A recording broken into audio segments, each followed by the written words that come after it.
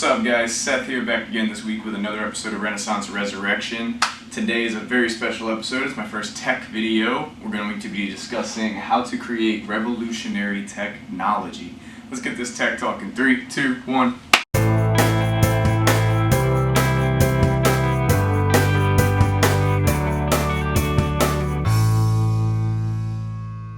Alright guys, so I'll just start this off by saying I've not yet developed any sort of revolutionary technologies with my programming skills by any means. I plan on doing so one day, but I am someone who's profoundly curious about what technology enables us to do as human beings, and I've always had a very profound fascination and curiosity for technology ever since I got my first laptop and got into programming. But namely, I'm most curious about the technologies, and I'm most fascinated by the technologies that come around every now and again, and they just blow a hole straight through the fabric of society and how we function. Those sorts of technologies and those revolutionary changes, those are what really amaze me about technology, on the way tech can completely impact the way we interact. And so the technologies that do this to society, that come in and revolutionize our lives and how we interact, I call those revolutionary technologies. And revolution is defined as a dramatic and wide-reaching change in the way something works, or is organized in, or in people's ideas about it. So one example of a revolutionary technology, at least in the terms of how I'm speaking about it, would be, very basic example, would be the internet. It came along and it has completely elevated to heights never seen before our means and speed of communication with each other. It's completely revolutionized with how we relate and connected us on a global scale. And there's so many examples of what I mean by revolutionary technology that there's too many to name, but just to name a few more examples: email, social media, digital payment systems, personal computers. These are all revolutionary technologies that have massively changed what we're capable of and how we function as human beings. And the list goes on with examples, but I'm not here today to talk about the what of revolutionary technologies. I don't want to give a bunch of technical examples of them. I want to talk about the why. What qualities set revolutionary technology apart from technology that's just kind of boom and bust. Because obviously, Captain Obvious here, not every technology is revolutionary. There are way more technological, inventive ideas that don't work out than ones that do.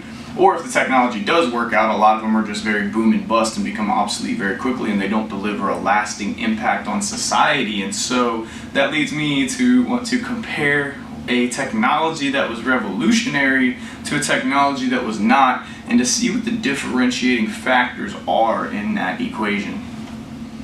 Alright, so for the example of the revolutionary technology, I'll be discussing the iPhone, and for the example of a technology that was very boom and bust, I'll be discussing the Google glasses. So both of these technologies were obviously highly innovative, but you can see a very massive difference on the impact that they had on society. The iPhones have continued to impact society since they were released all the way back in 2007 as the first mainstream touchscreen smartphone, and for the last 14 years the design of the iPhone has remained as the status quo for the design of smartphone technology. But keep in mind, when it was released, it was radically different in both its look and its functionality than any phone that was currently available. It was a complete quantum leap ahead of what was being offered by the competition, as far as with BlackBerry, Nokia, and Motorola. And yet, all these years later, the iPhone is still a thriving technological product and design that continues to impact society to this day. It was a truly revolutionary technology in evolving the consumer experience of a cellular device. So if you contrast the societal impact of a revolutionary technology like the iPhone with the societal impact of a way less revolutionary technology like, say, the Google glasses, you can see a totally different picture of how this technology impacted society. The Google glasses, they were launched in 2014, so 7 years ago, and they haven't stuck at all. I don't know about y'all, but I've literally never seen anybody walking down the street with their Google glasses on. I couldn't tell you how many people I've seen walking down the street just staring at their iPhones, but I haven't seen anybody wearing Google glasses. And Google glasses were a great idea, in my opinion, as a product, and as a design, but they didn't seem to stick at all in society. So that technology was, unfortunately for Google, not revolutionary. So let's explore why. I was sitting in my room just pondering the difference in the impact on society that these two different technological innovations had, and that's what made me want to make this video. It got me wondering, what are the most fundamental and important factors for a technology or invention to break away from the current competition and become revolutionary? So after thinking about this in depth, I came up with 3 different qualities that seem to surround most revolutionary technologies. And these 3 qualities are really good for you to keep in mind if you too plan on inventing revolutionary technologies in the future, as I do myself. Now, these qualities are efficiency, robustness, and developmental ecosystems. Allow me to explain each one of these individually in depth. So the very first quality that I'll be discussing is efficiency. So I'm not referring to the efficiency of the actual product here. I'm referring to the impact on the efficiency that the product has on the end user. So I believe one thing that seems to separate revolutionary technologies from boom and bust technologies is that they make the end user way more efficient at something by choosing to use that technology. So for example, like imagine if you're my business competitor, and we're in modern day business time, so we need to be putting out content for our businesses on social media, like it's necessary to grow your business in today's time and develop your brand. But say you have a flip phone and I have an iPhone. Who's going to be more efficient in producing content?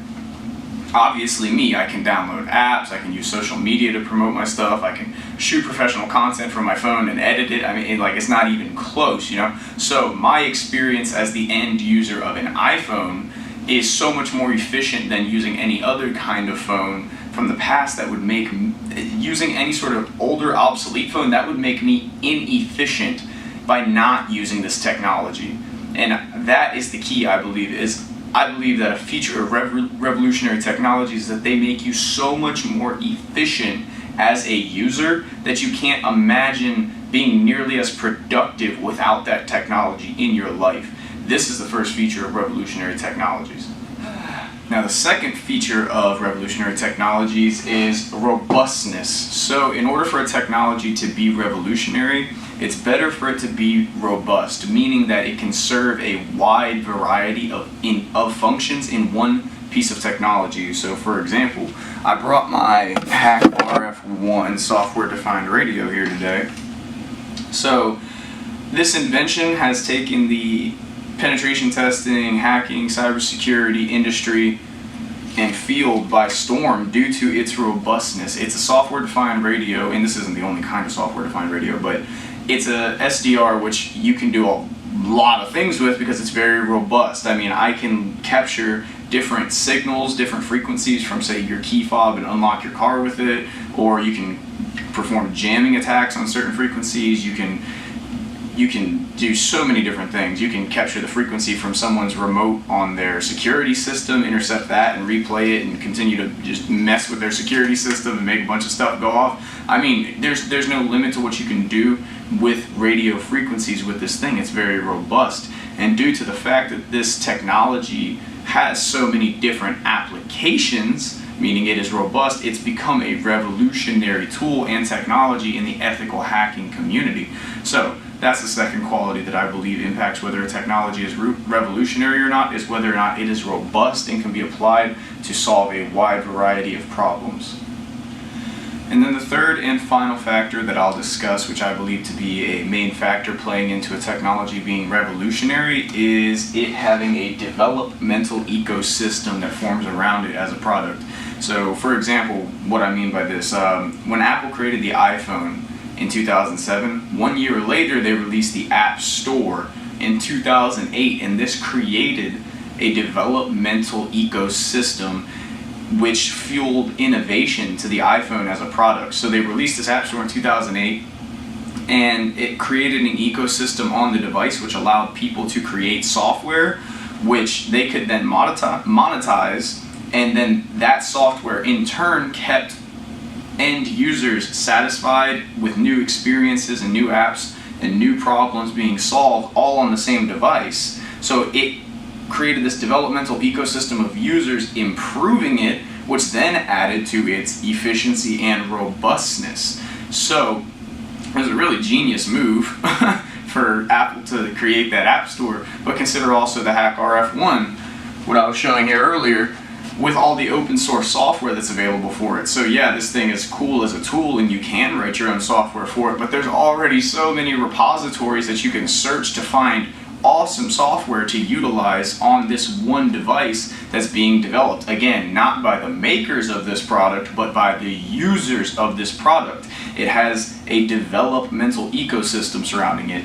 This right here has a developmental ecosystem surrounding it, and what these developmental ecosystems do is they keep it fresh, they keep the product alive, they keep it revolutionary, and then they continue to add to the robustness and efficiency of the product in the ways I described them previously. And then lastly, as an example, consider like the Intel x86 chip architecture. There's been so much built around that because of the efficiency and robustness that it had compared to other chips when it first became a thing.